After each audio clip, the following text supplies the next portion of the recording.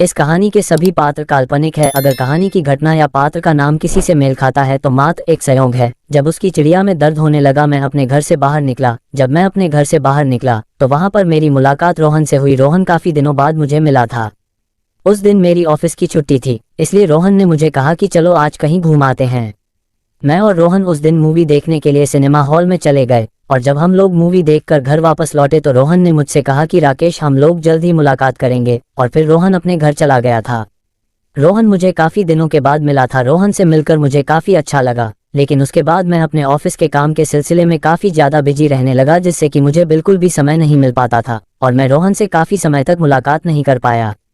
एक दिन रोहन मुझे मिला। उस दिन वह अपने ऑफिस से घर लौट रहा था और मैं भी अपने ऑफिस से घर लौटा ही था। तभी रोहन ने मुझे बताया कि वह हमारी क्लास में पढ़ने वाली मालती के साथ सगाई करने जा रहा है। मैंने रोहन से पूछा, लेकिन तुम तो मालती से कभी बात किया ही नहीं करते थे और अब तुम्हारी सगाई उससे होने जा रही है।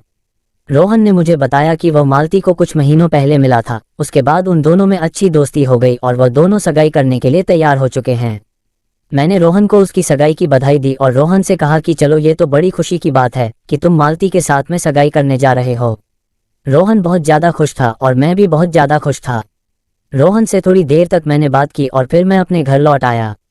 कुछ ही समय बाद रोहन की सगाई मालती के साथ होनी थी और मैं भी रोहन की सगाई में गया हुआ था।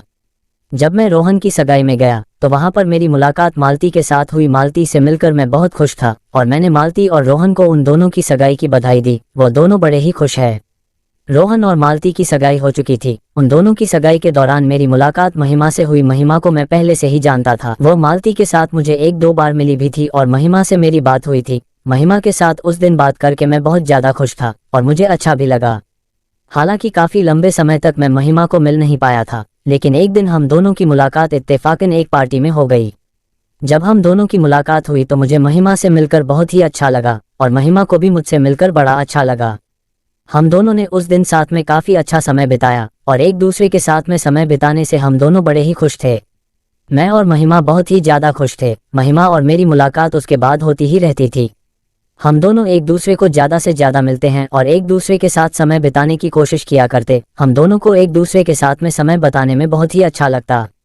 जब भी हम दोनों एक दूसरे के साथ होते तो हम दोनों बड़े ही खुश होते थे। एक दिन महिमा और मैंने साथ में समय बिताने के बारे में सोचा और उस दिन हम दोनों डिनर करने के लिए एक साथ गए। जब हम दोनों ने उस दिन डिनर किया तो हम दोनों के बीच की नज़दीकियां उस दिन काफ़ी बढ़ती चली गई थी। हम दोनों एक दूसरे से उस दिन के बाद बहुत ज़्यादा मिलने लगे थे। मैं और महिमा एक दूसरे को जब भी मिलते तो हम दोनों को बड़ा ही अच्छा लगता था। हम दोनों एक दूसरे के साथ में अच्छा समय बिताया करते, लेकिन कुछ समय के लिए मुझे अपने काम से बेंगलुरु जाना था, जिस वजह से मेरी मुलाकात महिमा से नहीं हो पाई थी और महिमा से मेरी फ़ोन पर भी बात नहीं हो पाई थी। महिमा अपने ऑफिस के काम के चलते बिजी थी, मैं भी अपने काम के चलते बिजी था, इसलिए मैं महिमा से बात नहीं कर पाया था। जब मैं बेंगलुरु से वापस लौटा तो मैंने महिमा को मिलने के बारे में सोचा और मैं जब महिमा को मिला तो मुझे महिमा से मिलकर बड़ा ही अच्छा लगा। हम लोग काफ़ी समय बाद एक दूसरे को मिल रहे थे तो एक दूसरे के साथ मिलकर हमें काफ़ी अच्छा लगा। जिस तरीके से हम दोनों ने एक दूसरे के साथ उस दिन समय बिताया, समय के साथ साथ हम दोनों की नज़दीकियां बहुत ज़्यादा बढ़ती चली गई थी और हम दोनों एक दूसरे के बहुत ज़्यादा ही करीब आ चुके थे। यही वजह थी कि हम दोनों एक दूसरे के साथ में टाइम स्पेंड किया करते हैं।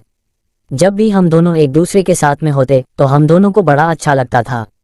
एक दिन मैं और महिमा साथ में बैठे हुए थे। जब उस दिन हम दोनों साथ में बैठे थे तो हम दोनों ने फैसला किया कि हम दोनों आज कहीं शॉपिंग के लिए जाते हैं और हम दोनों उस दिन शॉपिंग के लिए चले गए। हम दोनों शॉपिंग करने के बाद कुछ देर कॉफ़ी शॉप में बैठे। हम दोनों को पता ही नहीं चला कि कब वहां पर हम लोगों को 2 घंटे से ऊपर हो चुका है। महिमा मुझे कहने लगी कि मैं अब घर चलती हूँ। मैंने महिमा को कहा कि मैं तुम्हें घर छोड़ देता हूँ। महिमा ने कहा कि नहीं, मैं चली जाऊंगी, लेकिन मैंने महिमा से कहा कि मैं तुम्हें घर छोड़ देता हूं और फिर मैंने महिमा को उसके घर तक छोड़ दिया था। महिमा को घर छोड़ने के बाद मैं अपने घर चला आया और जब मैं अपने घर पहुंचा तो उस दिन मैं बहुत ही ज़्यादा खुश था। महिमा के साथ में समय बिताकर मुझे बड़ा ही अच्छा लगा था। मैं घर पहुंचा ही था कि तभी महिमा का फ़ोन मुझे आया। जब महिमा का फ़ोन मुझे आया तो वह मुझसे बातें करने लगी और कुछ देर हम दोनों ने एक दूसरे से बातें की। थोड़ी देर बाद मैंने फ़ोन रखा और माँ मुझे कहने लगी कि राकेश बेटा तुम डिनर कर लो, लेकिन मैंने माँ से कहा कि नहीं माँ, मेरा मन डिनर करने का नहीं है, परंतु माँ के आगे मेरी एक ना चली और मुझे डिनर करना पड़ा। हालांकि मेरी इच्छा बिल्कुल भी नहीं थी, लेकिन फिर भी मुझे डिनर करना पड़ा। डिनर करने के बाद मैं अपने रूम में आ गया था। जब मैं अपने रूम में आया तो मुझे बहुत ही गहरी नींद आ गई और अगले दिन सुबह मैं जल्दी अपने ऑफिस के लिए निकल पड़ा था। मेरे ऑफिस में काफ़ी ज़्यादा काम था, इसलिए मैं उस दिन महिमा से मिल नहीं पाया था। महिमा ने मुझे फ़ोन किया था, परंतु मैंने उसे कहा कि मैं आज तुमसे मिल नहीं पाऊंगा। महिमा ने कहा कि कोई बात नहीं, और फिर हम लोगों ने कुछ दिनों के बाद मिलने का फैसला किया। महिमा और मैं कुछ दिनों बाद मिले और हम दोनों एक दूसरे के गले मिले। उस दिन हम दोनों एक दूसरे के लिए तड़प रहे थे। महिमा मुझसे अपनी चिड़िया मरवाने के लिए तड़प रही थी। वो मेरे साथ सेक्स करना चाहती थी। मैंने भी महिमा के साथ सेक्स करने का फैसला कर लिया था। मैं महिमा के साथ उस दिन अपने दोस्त के घर पर चला गया और वहां पर हम दोनों एक दूसरे के साथ बैठे हुए थे।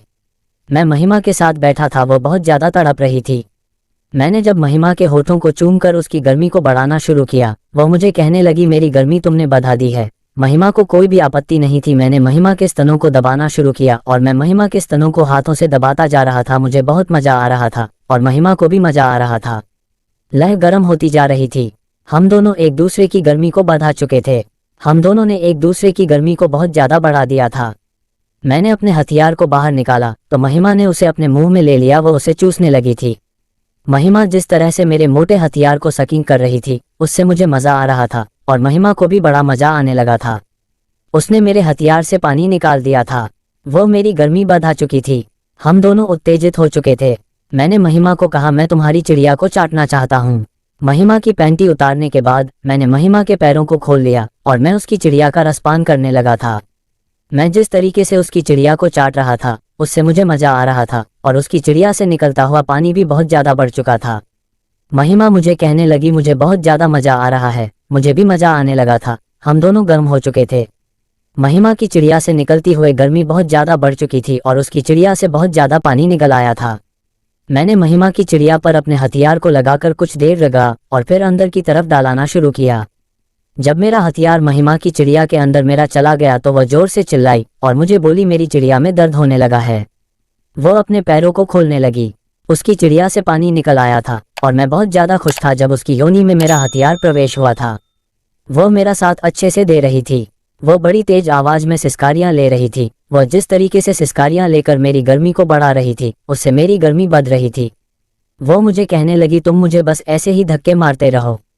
मैं महिमा के पैरों को खोलकर उसे तेजी से धक्के दे रहा था और मैंने उसे काफ़ी देर तक खोदा। जब मेरा माल बाहर की तरफ गिरने को था, मैंने उसे और तेजी से खोदा और उसको भी बड़ा मज़ा आने लगा था। हम दोनों की गर्मी बहुत ज़्यादा बढ़ने लगी थी।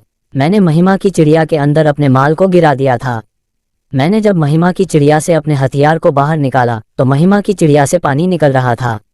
दोस्तों, कहानी अच्छी लगे तो चैनल को सब्सक्राइब कर देना। धन्यवाद।